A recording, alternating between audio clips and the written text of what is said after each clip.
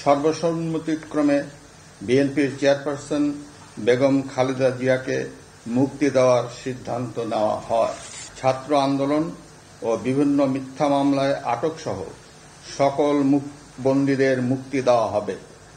বৈষম্য বিরোধী ছাত্র আন্দোলনের নিহতদের পরিবারদের ক্ষতিপূরণ প্রদান ও আহতদের সুচিকিৎসার প্রয়োজনীয় সকল সহায়তা দেওয়া হবে।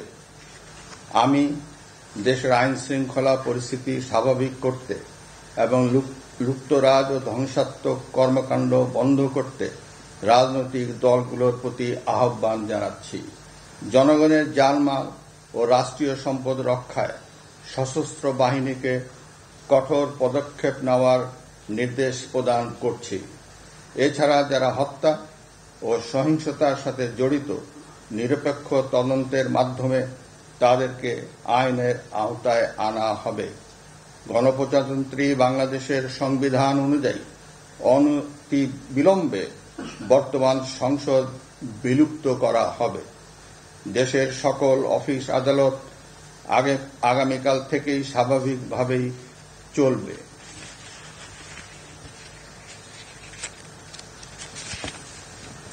প্রিয় দেশবাসী, আসুন আমরা দেশকে বাঁচাতে একযোগে কাজ করি।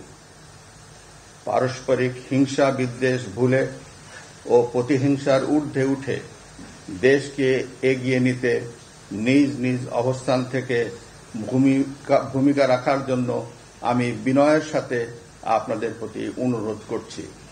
একটি সুন্দর ও সোনালী ভবিষ্যতের প্রত্যাশায় আমরা এগিয়ে যাব ইনশাআল্লাহ। মহান আল্লাহ আমাদের সহায় হন। খোদা হাফেজ। বাংলাদেশ চিরজীবী হোক।